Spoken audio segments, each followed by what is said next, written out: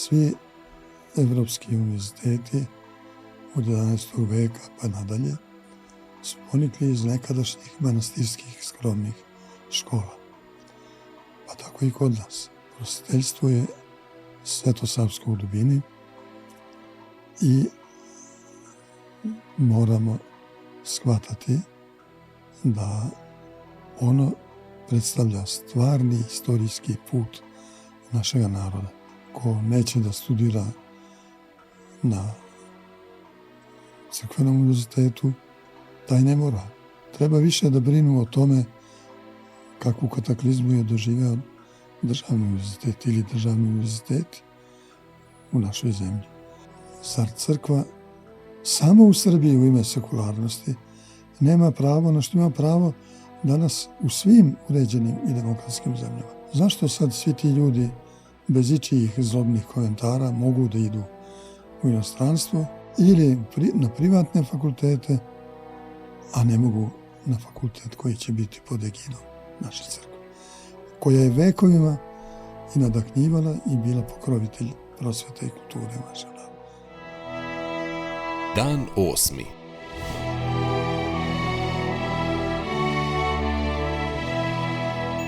Naša stvarnost iz perspektive večnosti.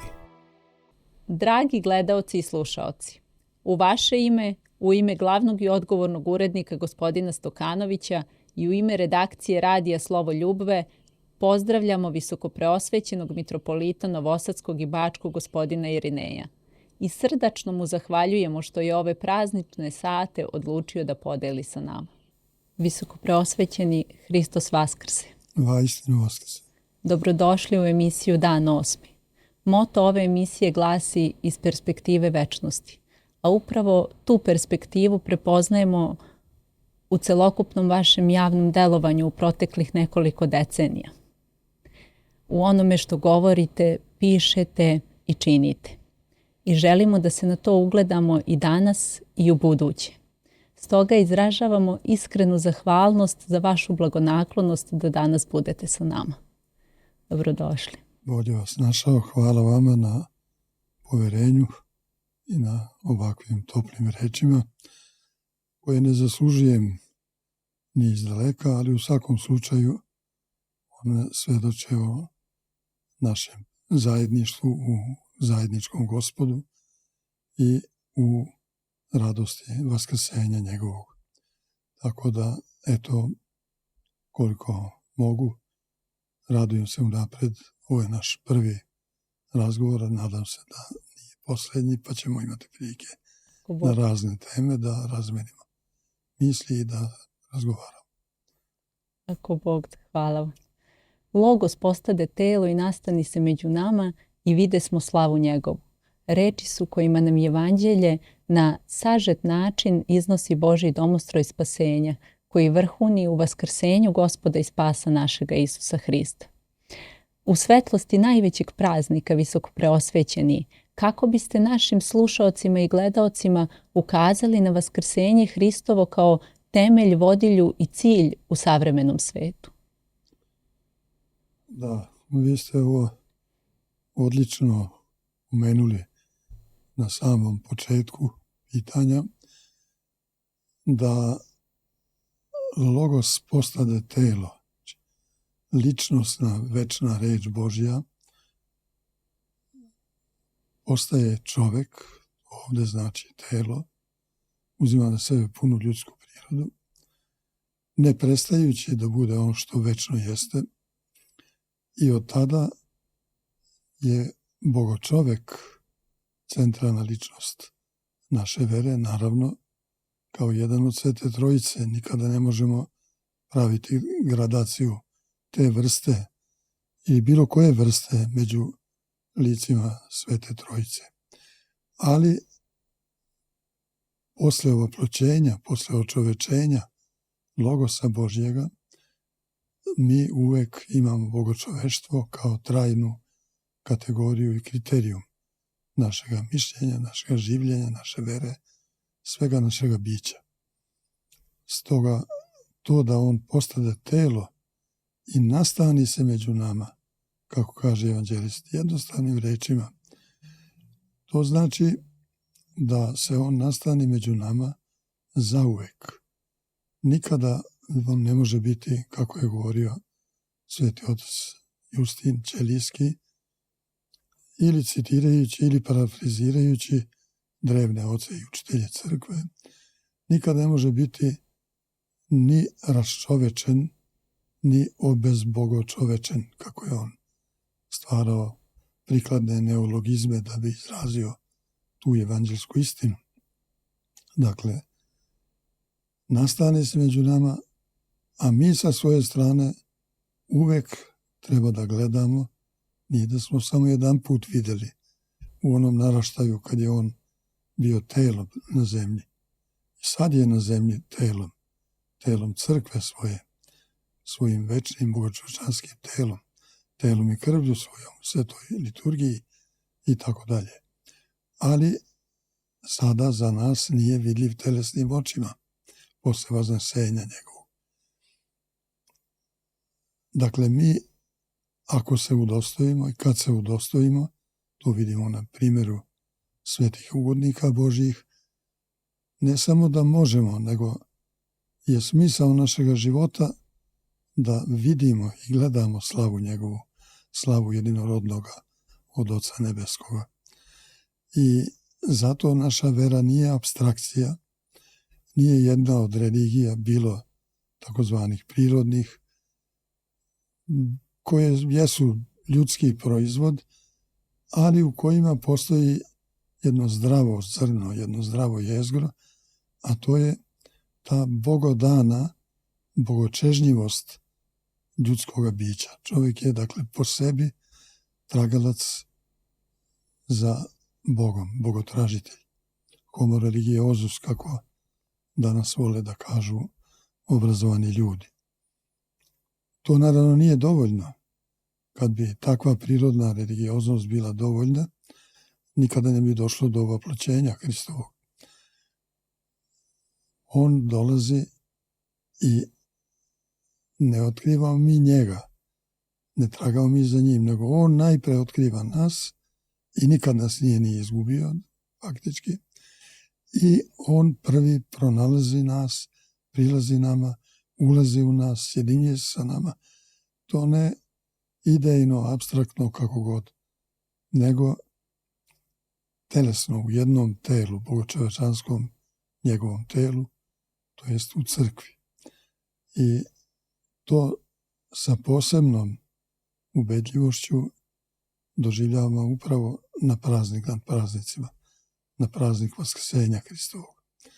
Kada vaskrsavajući iz groba, on ne vaskrsava samo kao logos, kao Bog. On nije nikada ni umro, nije ni podložan smrti i smrtnosti.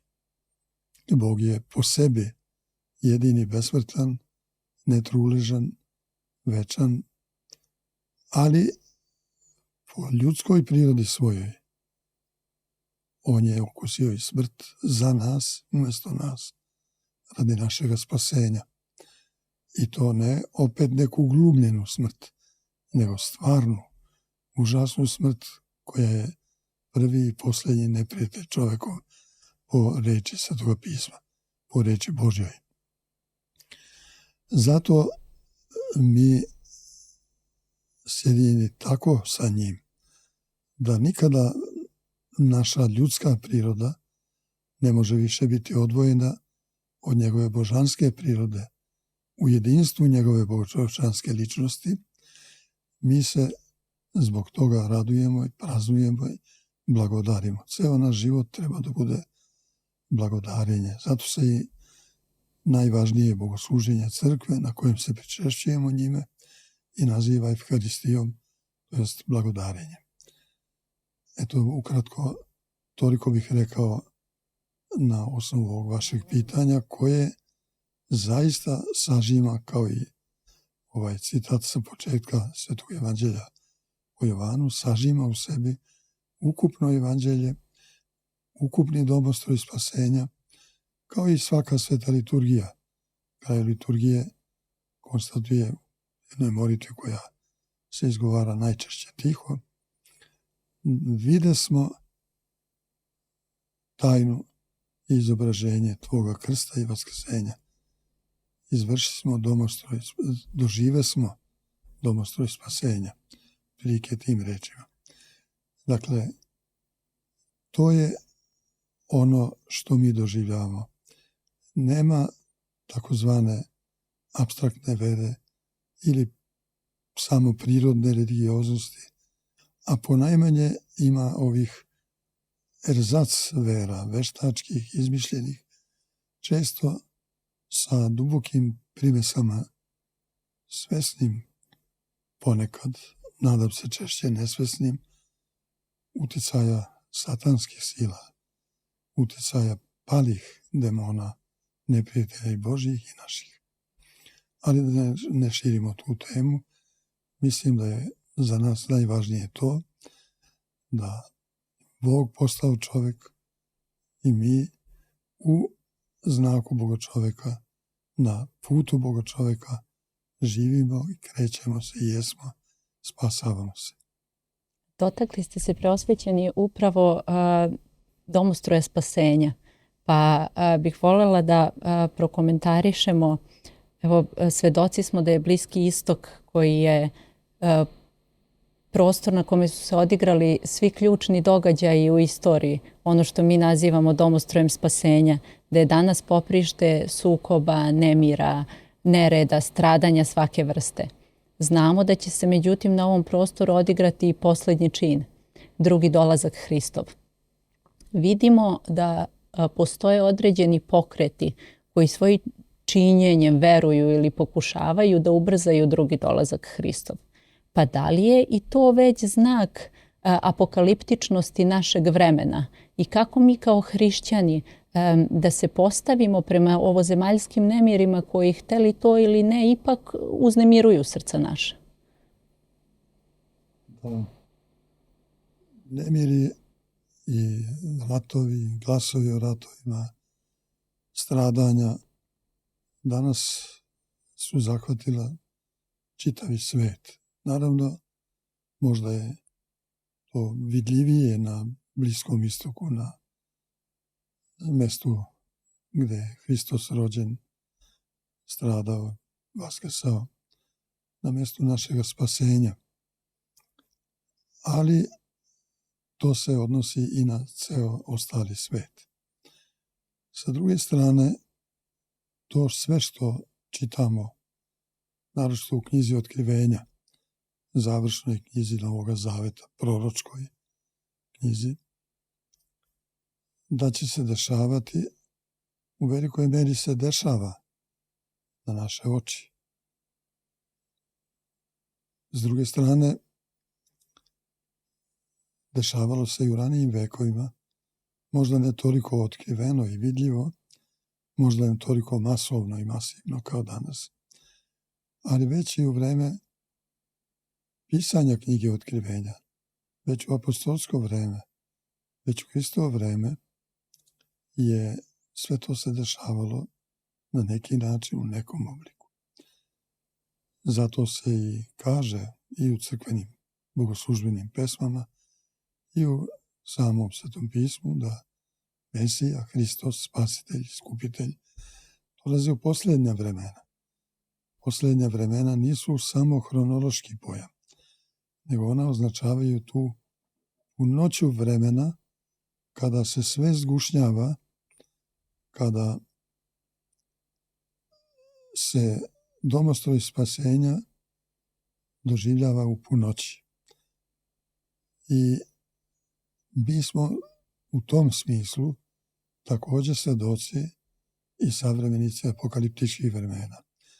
Ali to nikome od nas ne daje za pravo da bolije od nekakve bolesne apokaliptike, gdje čovjek svoje traume, svoje nedoumice, svoje strahove, svesne, polusvesne, nesvesne, podsvesne, nadsvesne, kakve god, svoje frustracije, svoju malovernost, između ostaloga, leči time što će istinsku veru poverenje u ljubav Božju, koja je posvjedočena na najradikalniji način Hristovim ovaploćenjem, stradanjem, smrću i zapečaćena njegovom pobjedom nad smrću u vaskrsenju, koji također nije samo individualni događaj i čin u istoriji, ne tiče se samo njega i neke utehe nama što on ipak pobeđuje smrt, nego je u veri i iskustvu crkve Božje to temelj, zalog i početak opšteg vaskrsenja, što upravo smo uoči Vaskrsa naglašavali na praznik vaskrsenja Lazarevog i na praznik ulaska Hristovog u Jerusalim, ali to isto još potpunije doživljavamo na sam praznik Vaskrsa. Dakle, vaskrsenje je Hristovo vaskrsenje, ali ono uvek podrazumeva opšte vaskrsenje i vaskrsenje svakog ljudskog bića, pa vaskrsenje tvari također tvorevine Božje u celini, u smislu njenog obnovljenja, njenog spasenja od ništavila koje je preti ne toliko zbog njene stvorenosti. Bog nije stvorio nikoga i ništa za smrt, nego sve za život. Nego ponajviše zbog ogrehovljenosti i demonizacije tvorevine kroz greh. To sve Hristos jedini pobeđuje, naravno uvek i po blagovoljenju Oca njegovog i našeg, Oca nebeskog, i uz sadejstvo Duha Svetoga. Ali onaj koji kao Bogočovek se i rađa i umire i vaskrsava je on. I zato to doživljavamo sa posebnom radošću na Vaskrs. Stoga nije moguće govoriti o bilo kom prazniku, a da uvek ne gledamo na taj vrhunac i punoću u vaskrsenju njegovom. I naravno u silasku Duha Svetoga na crkvu i na svet kao glavnom plodu toga vaskrsenja. Ali sa druge strane, ni Vaskrs ne možemo posmatrati izolovano. Nema vaskrsenja bez Velikog petka, nema ni bez svih prethodnih događaja iz istorije spasenja, iz domostroja spasenja, ako mi kažemo. I u tom smislu ova verovanja, koja, koliko smo obavešteni, su prilično fanatična i prilično obsesivna u nekim sredinama, manje više u nekim strujama protestantskim, naročito na tlu Severne Amerike, ali verovatno ima i u drugim krajevima takvih koja u stvari, ne sluteći to svojim bukvalnim ili bukvojetskim, tako da kažemo, tumačenjima ili pseudotumačenjima biblijskih tekstova, u stvari se vraćaju na magijski pristup i Bibliji i otkrivenju Božjem i samom biću Božjem. To jest, iako toga očigledno nisu svesni, oni veruju da neki ljudski postupci, neke naše radnje mogu da menjaju Božji plan o životu i spasenju sveta. Mogu da vladaju nad Bogom. Ta ideja je negiranje, u stvari, vere u Boga, čovjekoljubca. To je pokušaj nesvesni, ja se nadam, kod većine, ogromne većine, možda i kod svih, svođenja Boga na ono što govore neprijatelji vere u Boga. Da nije Bog stvorio čovjeka, nego da je čovjek stvorio Boga. Da je čovjek izmaštao Boga. To je ta izopačena, izokrenuta vera, antivera. Ali i to je oblik vere, makar koliko da je patološki. Nikakav dokaz, bilo naučni, bilo kakav drugi, za svoje neverovanje, oni koji ne veruju ne mogu. Kao što ni mi ne možemo nikakvom argumentacijom njih naterati da veruju. To se rešava u srcu čovečijem. Kao što mi srcem verujemo i znamo, to znači celim bićem, kad kažemo srcem, opet ne znači nekim odlovkom ili razlomkom našega bića, nego celim bićem. Tako i, kako reče Sveto pismo, reče bezumnik u srcu svojemu nema Boga. Dakle, ne reče u mozgu, nego u srcu. Opet u nekim nedokučivim, tajanstvenim dubinama ljudskog bića. Spuštanjem uma u srce. Jeste. Tako da ta ideja da, ne znam, plan o izgradnji trećeg hrama posle Solomonovog i Irodovog hrama u Jerusalimu će ubrzati dolazak. Bilo da je to verovanje nekih koji su i danas pristalice Staroga zaveta, bez Novog zaveta, bilo su pristalice Novog zaveta, ali uz jedno potpuno jednostrano i magijsko tumačenje i Starog i Novog zaveta, to ne menja stvar. To uopšte nije autentična vera, biblijska vera, ni vera crkve. I mi znamo i verujemo da sve što je Gospod mislio o stvaranju, o vaskrsenju, znajući sve unapred, ali nikada ne remeteći, a još manje ukidajući, slobodu bića koje je stvorio kao slobodne. To jest anđelskih sila i ljudi. On je to sve već ostvario u Hristu, ali i ostvaruje neprekidno kroz celu istoriju. Zato treba da se nadamo da takvo tumačenje i takva verovanja i naravno akti koji iz toga proizilaze, izazivanje ratova, stradanja, ili pak, ako neko nije izazivao, prihvatanje tih ratova kao neke neminovnosti, kao nečega što je jače od promisla i čovekoljublja Božjega, mislim da za nas pravoslavne, a tu nismo usamljeni, mislim i za većinu ljudi koji na neki način ne samo misle zdravorazumski i logično, nego više od toga imaju taj dubinski zdravi osjećaj da Gospod o svemu brine i da kad smo sa njim, niko i ništa nam ne može nauditi. Pa ni ratovi koje, evo i mi doživljava celo čovečanstvo u naše vreme. I mi smo bili jedna od tačaka u tom apokaliptičkom nizu ili redosledu raznih strašnih događaja, ali evo, nažalost, vidimo koliko se to širi i na kraju je buknulo i na... Čini se kao da je taj niz od nas i počeo. Možda nije počeo, ali smo bili očigledno neka tačka, neki period koji je imao svoj mistički značaj, da ga tako kažem i nazovem, u celom nizu takvih događanja.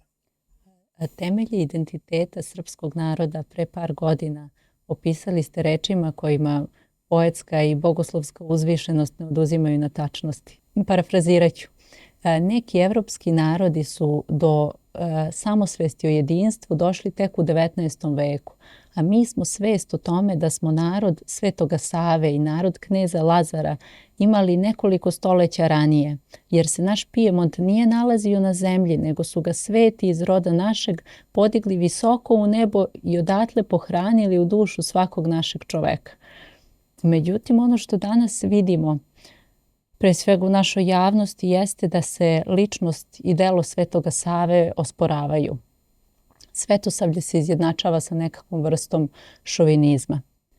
Sveti Sava od strane naših intelektualaca biva okarakterisan kao koristoljubac, gramziv, pa čak negde i roker, šta god to značilo. Kako danas većinski srpski narod posmatra lik i delo Svetoga Save i kako naši intelektualci gledaju lik Svetoga Save? Da, Svetosavlje i Sveti Sava su pravoslavlje srpskog stila i iskustva, kako nas uče upravo najsvetiji i najumniji ljudi, velikani našeg vremena, naši malo stariji savremenici, sveti Ava Justin i sveti vladika Nikolaj, a i mnogi drugi uz njih.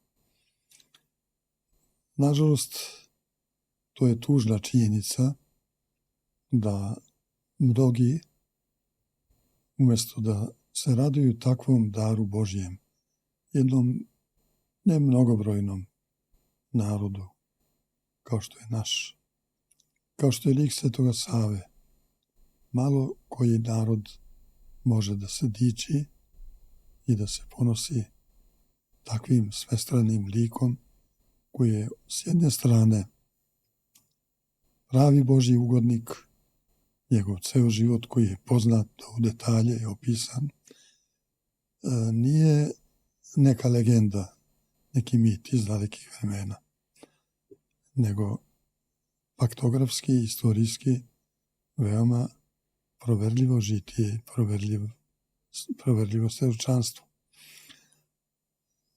Sa druge strane, on je u toj meri svestran bio u svom vremenu, u svom delovanju i takav je neizbrisivi trag i takvo neukradivo nasljedstvo, takav zaveštanje i našem narodu, ali i celom pravoslavnom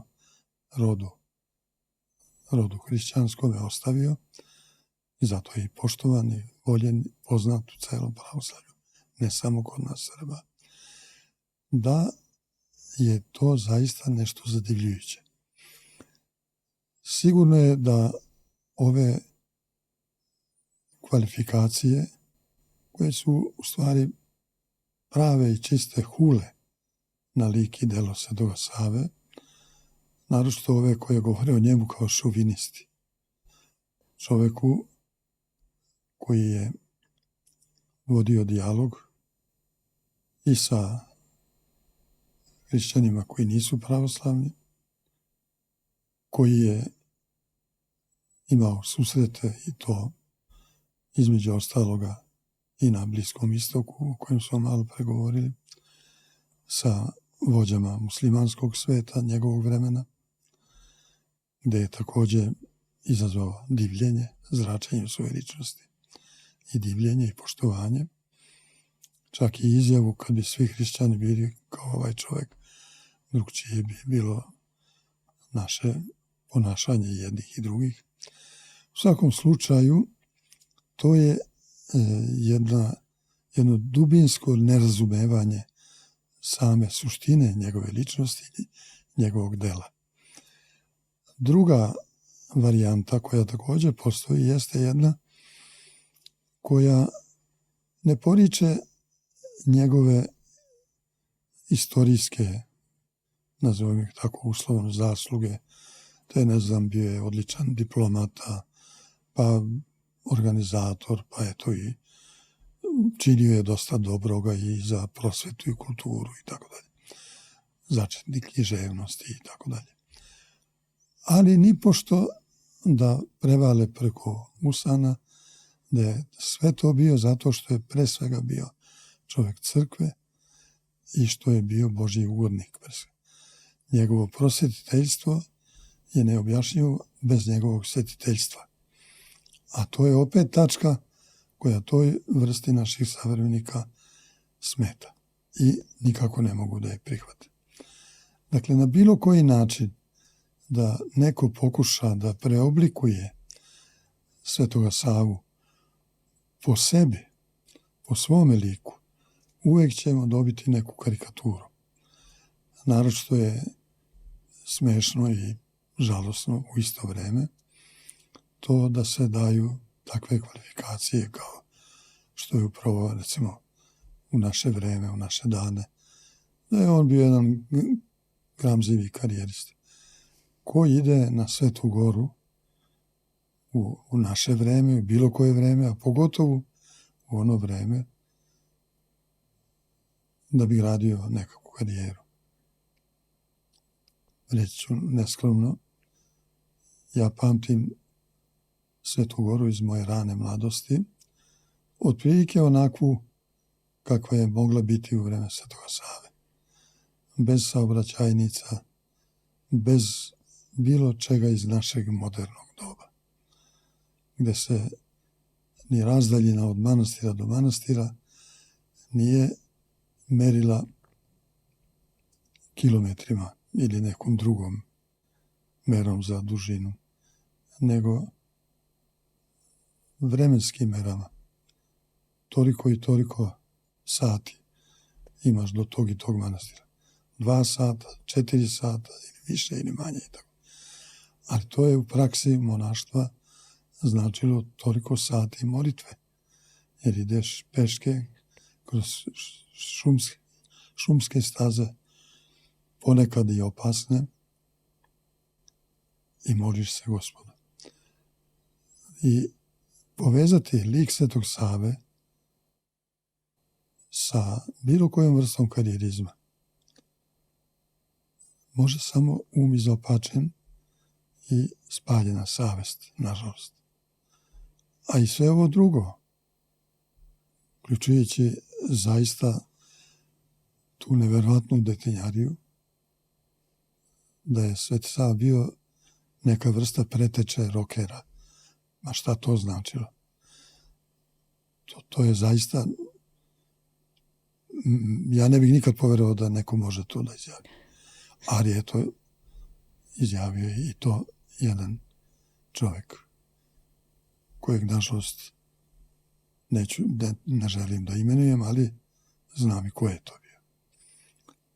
Dakle, Sveti Sava je zaista najveća ličnost našega naroda kroz sve naraštaje.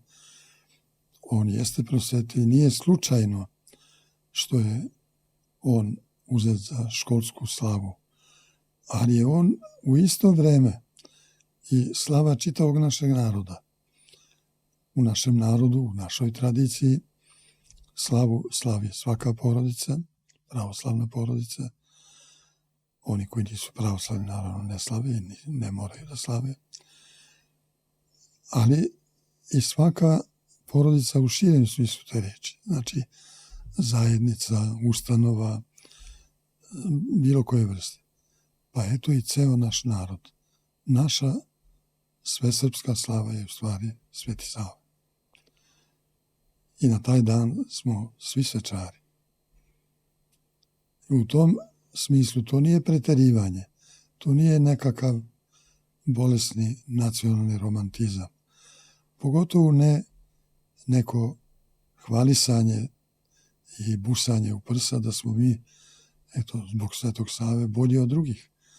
To bi tek bilo izneveravanje i poruke, i primjera, i čitavog lika Svetoga Save. I Svetosavlja kao filosofije života za nas. Zato mislim da od Svetoga Save, kroz to što smo nazvali ili je nazvano u određenom periodu naše istorije Svetosavljem, a pod raznim nazivima to isto je podrazumevano već od dana kad je on bio na zemlji.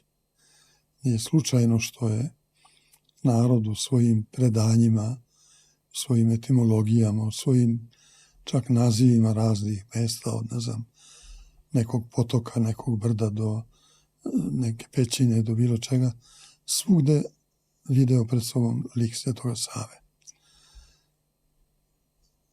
To je nešto što prirodno izvire iz tog ogromnog značaja izračenja ličnosti Svetoga Save, a kroz nju ličnosti Hristove.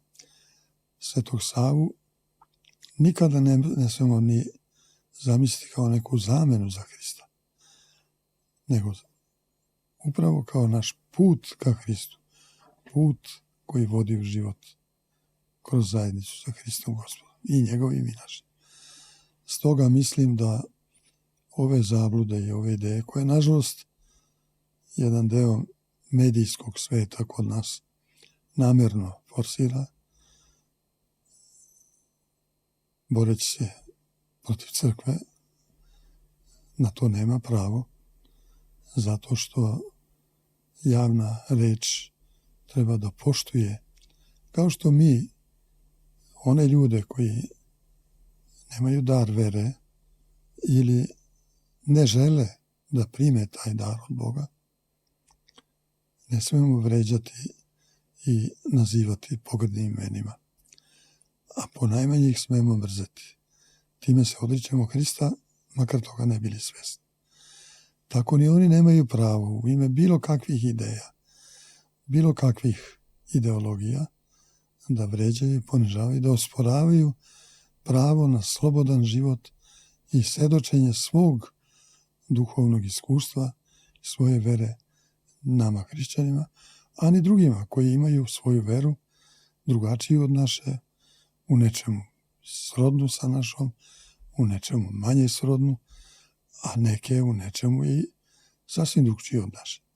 Ali njihovo je pravo da slobodno žive po njoj i u njoj, kao što ni nama niko ne može to pravo da ospori. Evo sad, kad ste kod medijskih osporavanja i kad smo se dotakli toga, imali smo u posljednjih nekoliko dana jako lepu i radosnu vest o tome da crkva osniva Univerzitet Svetoga Save, pa je čak i ta tema koja bi trebala da bude dočekana na sveopštu radost u jednom narodu, čak je i ona osporavana.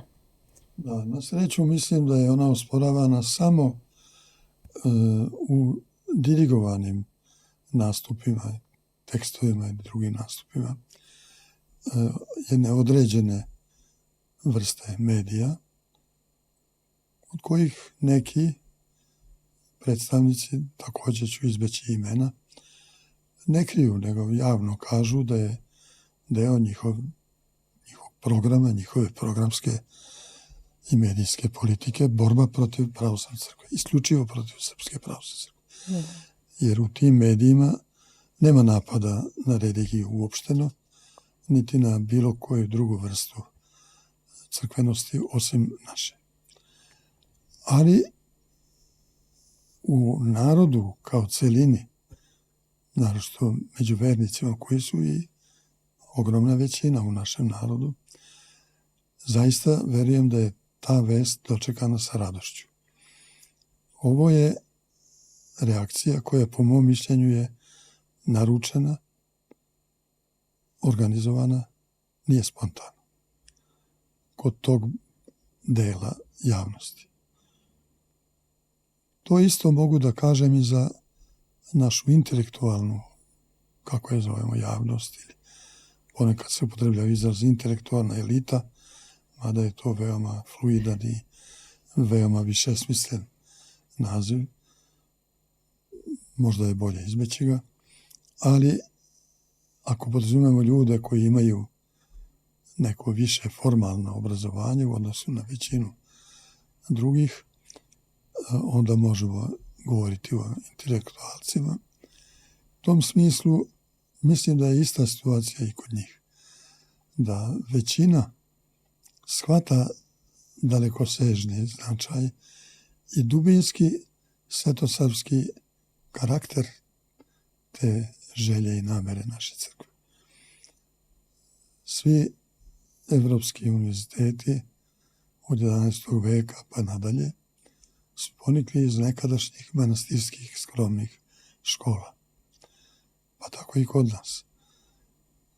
Iz vremena Svetoga Save postoji briga crkve o prosveti kroz sve vekove, u svim uslovima i u vekovima robovanja pod vlašću tuđina. I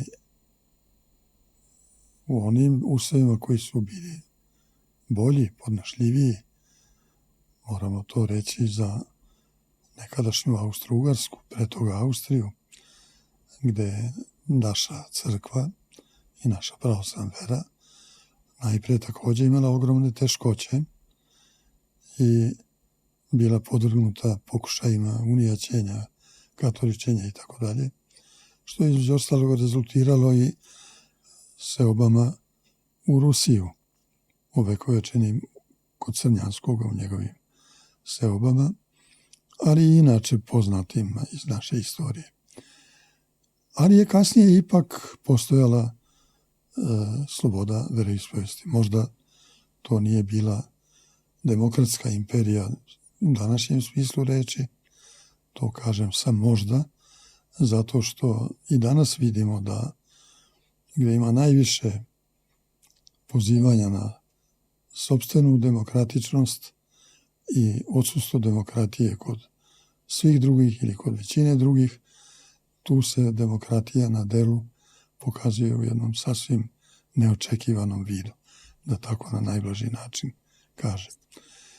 I u tom smislu neću se izjašnjavati o tom vremenu, kako je bilo, ali je bila ipak pravno uređena država, što je danas redak slučaj u celom svetu, ako ćemo iskreno. I tu je naša crkva, kroz institucije Karlovačke mitropolije, ali, kao što rekoh, i u ranijim vekovima, u svim svojim oblastima, gdje god je vršila svoju misiju, brinula o prosveti, o kulturi, prosvećivala narod u najdoslovnijem i najboljem smislu te reči. Prosvetiteljstvo nije to što obično ljudi podrazumevaju pogrešno, tako ne navodeći pogrešno, ali pogrešno razumevajući Dostojeve reči, knjige i škole, a ne zvona i praporce. Sad da ne otvaram tu temu, ali prosvetiteljstvo je svetosavsko u dubini i moramo shvatati da ono predstavlja stvarni istorijski put našega naroda. Mi time ne namećemo svoju veru i svetosavlje onima koji ne žele da budu pravoslavni. Slobodni su da budu ono što žele. Ali, kako rekoh, potpuno sam uveren i iz svog ličnog iskustva, ali i iz uvida u realnost života našeg naroda, da je za većinu to jedna dobra ideja, inicijativa. I nije u pitanju samo univerzitet. Ja bih rekao da mi moramo biti prisutni kao crkva svojim svedočenjem, koji nikoga ne ugrožava, nikoga ne obavezuje.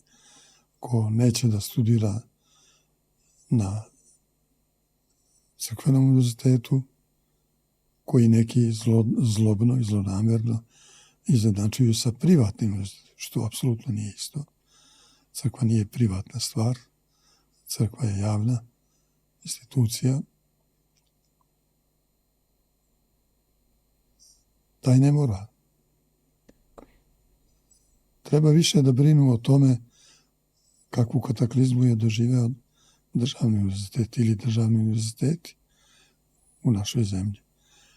A ne da unapred odbijaju pravo crkvi.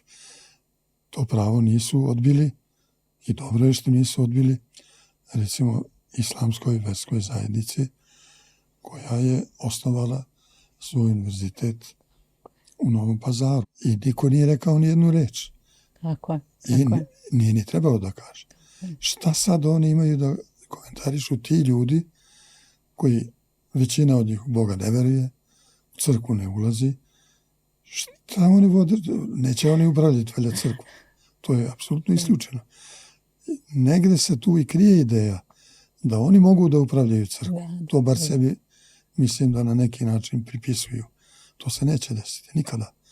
To nije uspjelo ni Sovjetima, nije uspjelo ni goniteljima pre njih, nije uspjelo ni Rimanima od Nerona do Dioklecijana, neće ni njima. Ni vrata pakla neće nadvladati. Ni vrata pakla neće nadvladati. Dakle, nije u pitanju samo univerzitet. I to nije uopšte povezano ni sa kakvim pokušajem nekog nametanja bilo kome, bilo čega. Zar crkva samo u Srbiji u ime sekularnosti nema pravo na što ima pravo danas u svim uređenim i demokratskim zemljama. Ne samo zemljama Evropske unije i Evrope i našeg okruženja ovdje, nego u Rusiji, u zemljama bivšeg Varšavskog pakta, u celom svetu. I nigde nije time ugrožena sekularnost društva. Samo oni kažu time će biti ugrožena u Srbiji. Što je isključeno. Dakle, ne samo univerzitet pod okriljem i blagoslovom crkve, nego i gimnazije i druge škole i osnovne škole. Sve to postoji. Da ne treba izmišljati toplu vodu ni Ameriku. Sve to već postoji u zakonodavstvu i u praksi najrazvijenijih država današnjice. I do vrtića. I to opet nikome ne smeta. Recimo, ko bi ovdje sad mogao da se začudi, da negoduje, kad sad kažem, recimo, da je pokojni arhijepiskop Atinski, Hristodul, veliki pravoslavni poglavar i teolog, završio katoličku srednju školu. Ja imam prijatelje, sveštenike u Grčkoj, koji, iako su katolici tamo manja manjina nego su u Srbiji, imaju svoje škole i tamo predaju i pravoslavlje. Kod nas, recimo, ja ću navesti jedan primjer, poznajem jedan vrtić za decu koji nije državni, nije ni crkveni, ali kojem je pouka o veri ili obaveštenja o veri prilagođena tom uzrastu slobodno i prisutno.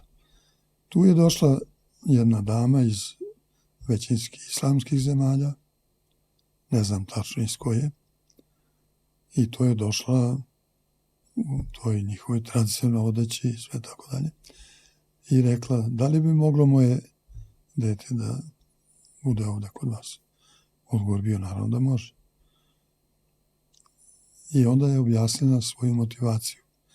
Kad vidim da uz svu drugu brigu o dečici poštujete veru njihovih roditelja i veru svog naroda, uverena sam da ćete to i u odnosu na moje dete. I tako i jeste. Dakle, niko nema neki objektivni motiv ili razlog da zazire od prisustva crkve, pogotovo što tu nema prinude. Ni po prirodi stvari niti može biti neke prinude. Ali za one koji žele i koji hoće, ta mogućnost treba bude otvorena. Ne može biti jedini izbor. Evo sad sam negde ovih dana čuo ili pročitao da je mnogo manje studenta sada upisano na univerzitet nego prethodnih godina.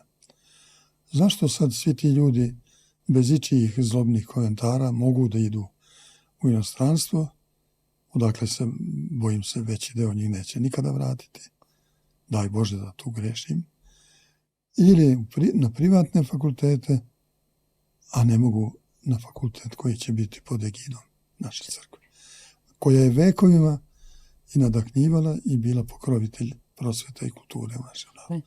A sa jedne strane visoko prosvećeni imamo taj autošovinizam koji pokušava da ospori celokupno svetolazarevsko i kosovsko predanje.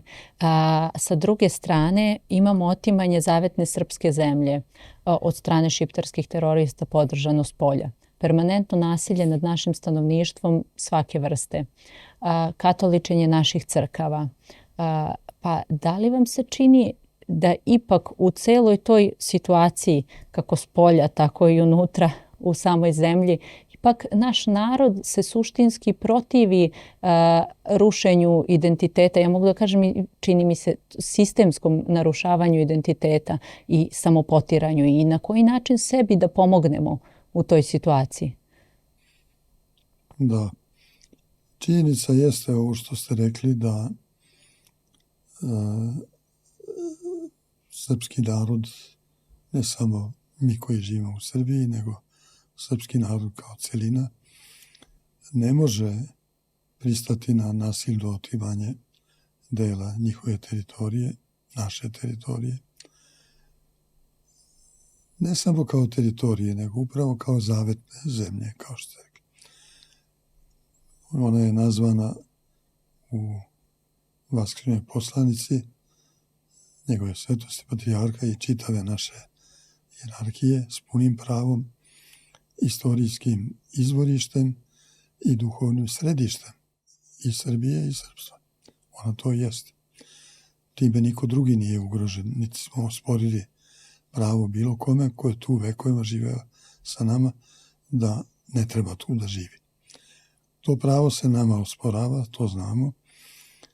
Mislim da nije došlo još uvek i nadamo se da će doći do nasilnog pretvaranja naših svetinja u džamije ni u katoličke crkve. Za sada pojedini ekstremisti pokušavaju da šire lažne teorije, kvazi-istorijske teorije, koje nikakve veze apsolutno nemaju, niti ikakvog uporišta u istoriji, da su u stvari Nemanjići neki uljezi koji su zatekli neko stanovništvo i da su naše nemanjićke svetinje u stvari građevine njihovih predaka. To je groteskno, ne samo smešno, istorijski neutemeljeno, nego zaista morbidno. Falsifikovanje istorije. Bukvalno grubo falsifikovanje istorije.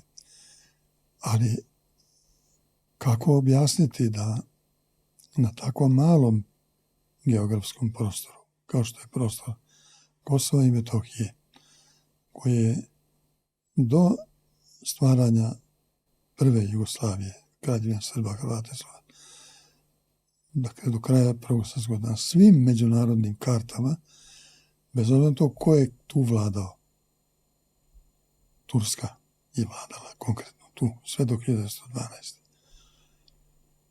Uvek označena kao stara Srbija. A danas, ako pomenemo staru Srbiju, smatraju da mi nemamo pravo na to. Zašto nemamo pravo? To je činjenica. Dakle, sa tog prostora gde nije veliki prostor od juga do severa i od zapada do istoka te oblasti, imamo takvu koncentraciju hramova i manastira kakva ne postoji nigde drugde u Evropi. Veliki deo njih je očuvan, jedan deo je razrušen, skoro potpuno ili delimično. Sve, nažalost, do naših dana. Recimo, manastir Svete Trojice kod Mušutišta na padinama Šar planine, kojem sam ja ruku položen u mladosti, njegova svetost, naš patrijarh takođe, je sravnjen sa zemljom. To ne pominju razni duše brižnici. Ali ipak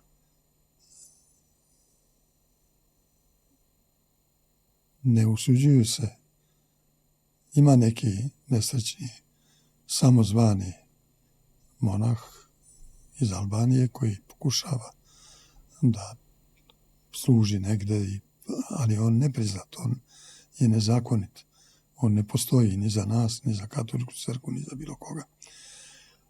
Međutim, zvanično je to nemoguće. Jedine naše svetinje na listi UNESCO-a i kao najveća dostignuća, ali i kao ugrožene svetinje su 4 svetinje sa Kosova i Metohije. Dakle, apsolutno je nemoguć taj plan, ta zamisao da neko silom izmeni identitet našeg naroda tamo. U tom smislu je veoma važno da mi svedočimo istinu i samo istinu. I naravno da se naš narod uprkos pretnjama, uprkos teškoćama, prkos nepravdama, održi na vekovnim ognjištima. Svi znamo da posle 30 godina od oružanih sukoba na Kosovu i Metohiji sada pronalaze po nekim selima i gradovima navodne ratne zločince. Pa gde su bili 30 godina da ih pronađu? A pitanje je šta je od toga svega istina. Ja se nadam da je vrlo malo istine, čak sam sklon da verujem da nema ni malo tim optužbama. Pri čemu ničiji zločin, bilo od strane nekadašnje OVK, bilo od strane nekih paravojnih snaga koje su se pozivale na srpstvo i tako dalje, nemamo razumevanja ni pravdanja. Ali isto merilo važi za sve. Istorijska je činjenica, visoko preosvećeni, da je naš mnogostradalni narod od ranohrišćanskih mučenika, singidunumskih Ermila i Stratonika, preko đakona Avakuma i igumana Pajsija, sve do jasenovačkih mučenika i kosovskog novomučenika Haritona u svojoj istoriji iskusio mnoge patnje i stradanja. Čini se da je pak narodnom ropstvu uvek prethodio duhovni pad, a fizičkom stradanju stradanje od ruke kneza ovoga veka. Da li je moguće u ovom svetu postistine, a čini se i postkulture i postdijaloga, očuvati ono što mi nazivamo hrišćanski etos i postaviti ga kao temelj narodne obnove? Svedoci smo liturgijske obnove, crkve su nedeljom i praznicima sve punije. A da li iz te liturgijske obnove može kao iz semena da proiznikne i duhovna i narodna obnova?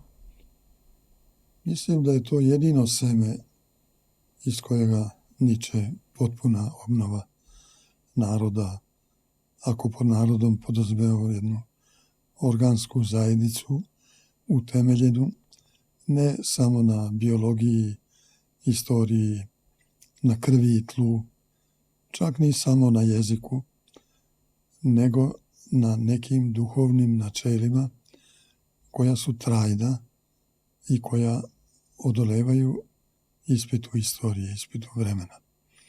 Mi smo jedan od takvih naroda i zato njegov identitet i počiva upravo na tim vrednostima ili sve vrednostima. Ne samo da možemo, nego i moramo, ako bismo hteli da opstanemo, a svakako želimo, da na tim osnovama i gradimo svoju budućnost. Narod koji prestane da bude takva zajednica, zavetni i saborni organizam, zasnovan na duhu, a ne samo na telu, na nebu, a ne samo na zemlji, na večnim vrednostima, ne samo na prolaznim, ili još gore lažnim, što također ponekad biva u istoriji u nekim slučajima. Takav narod se brzo pretvara u amorfnu masu koja nema identiteta. I ili će prihvatiti bilo koji preovlađujući slučajni identitet, bilo nekih osvajača ili nekih novih većinskih žitelja, ili čak i manjinskih zajednica, što također ne bi bilo prvi put u istoriji, ni našoj, ni svetskoj.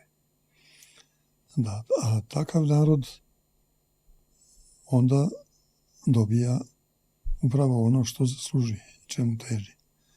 Jer on je već zaista, ovo što ste lepo rekli u svom pitanju, pre toga odrekao se sebe, pre toga je poražen od strane večnog neprijatelja, duha i kneza ovoga sveta, a tek posle toga mu sledi istorijski, kulturni, duhovni, svaki drugi poraz. Lek za to upravo nam nudi crkva i sve te tradicionalne vrednosti duhovne, nekada se govorilo s pravom vrlini na jednoj strani, grehu na drugoj strani, poruku na jednoj strani, svetosti na drugoj strani.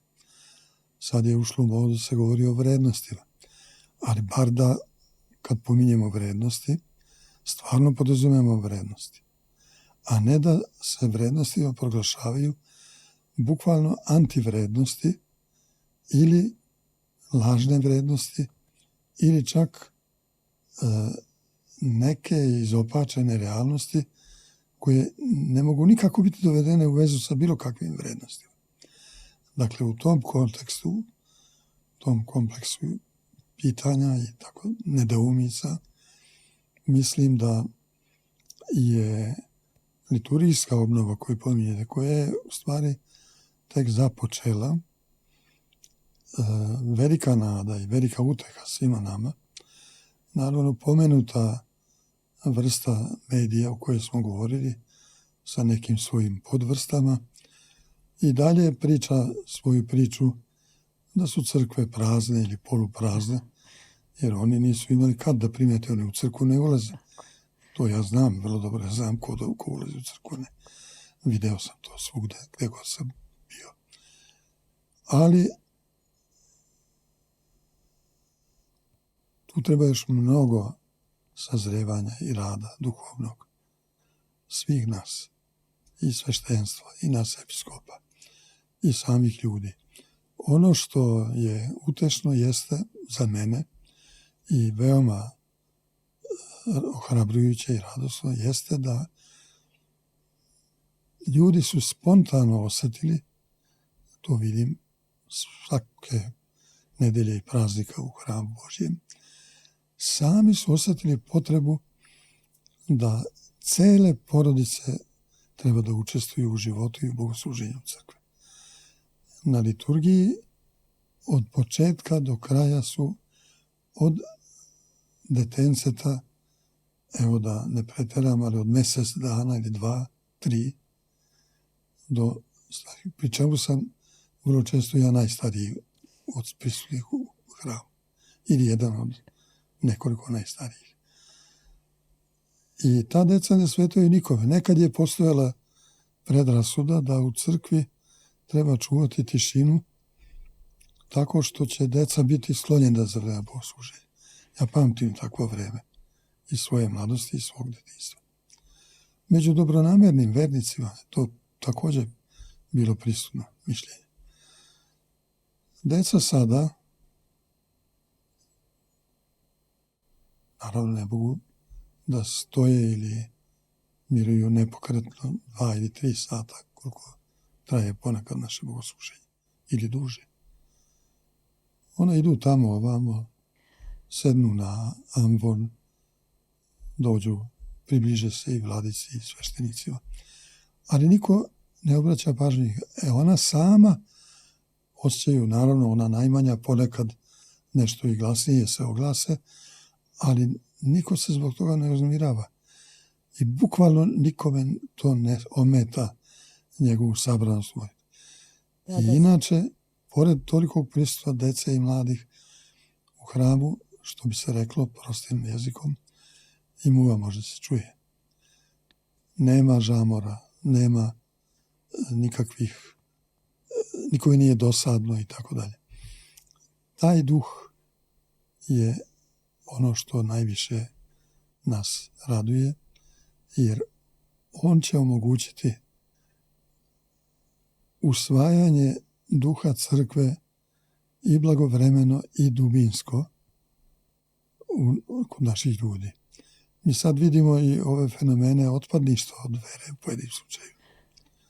Čak nažalost od strane pojedinih nekadašnjih teologa, koje ja neke poznajem od njih, nekima sam bio svoje vreme profesor i tako dalje. Žalim ih najiskrenije. Za pomenutu vrstu medija oni su i dalje teolozi, iako nisu članovi crkve.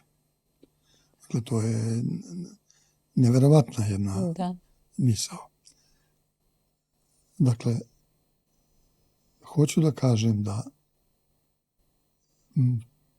tom poremećaju razmišljanja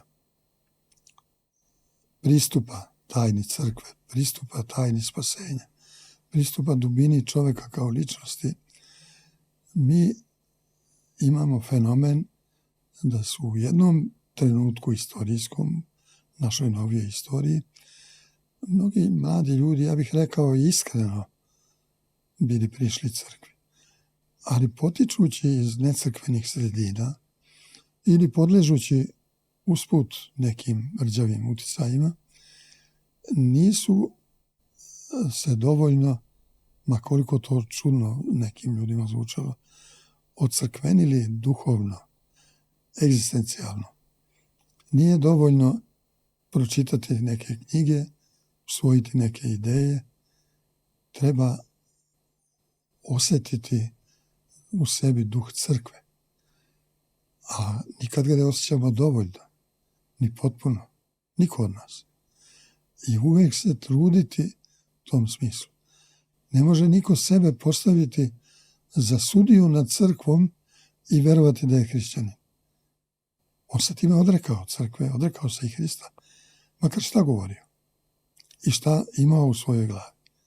To govorim ne kao osudu ili presudu, nego zaista sa najdubljim ljudskim žaljenjem i tugom. Ali mislim da je potrebno i to reći u ovom našem razgovoru, zato što moramo biti jasni, otvoreni, iskreni, dobronamerni u svom svjedočenju, ali da bismo bili na bilo koji način dopadljivi, nemamo pravo da saobražavamo evanđelje sebi, nego samo sebe evanđelju.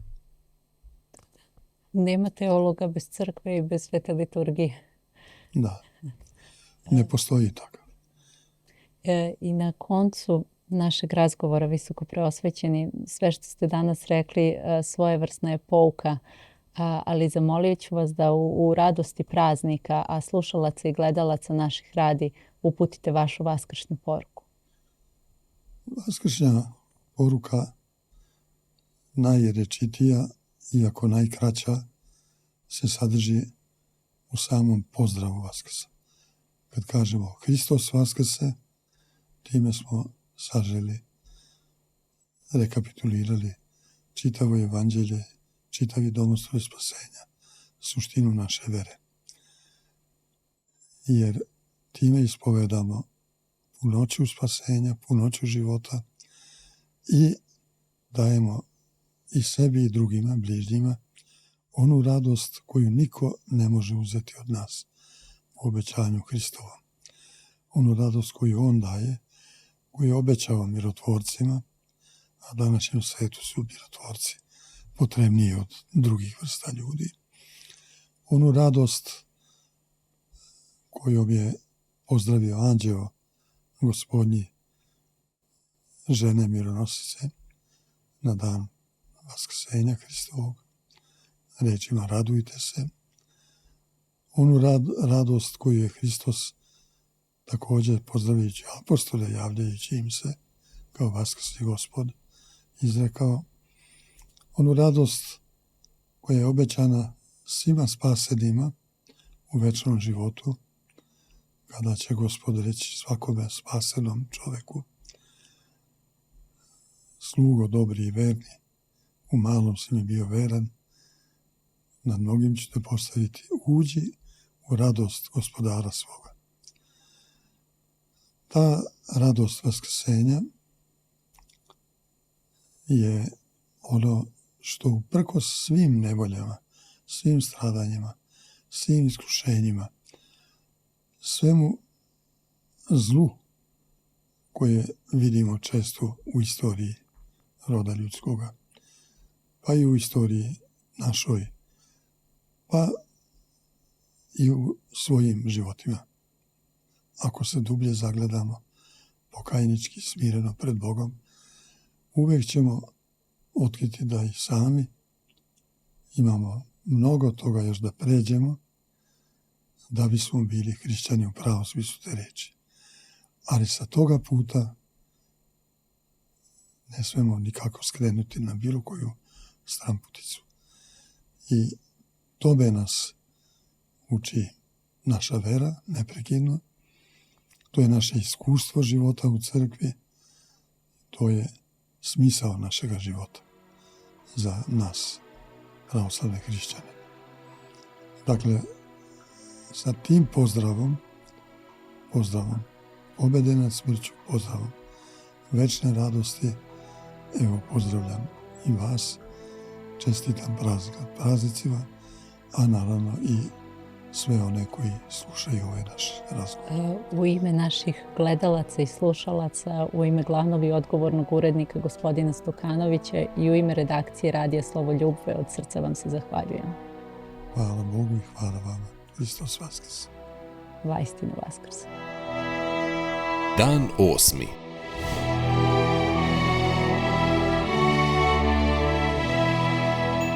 Naša stvarnost iz perspektive večnosti.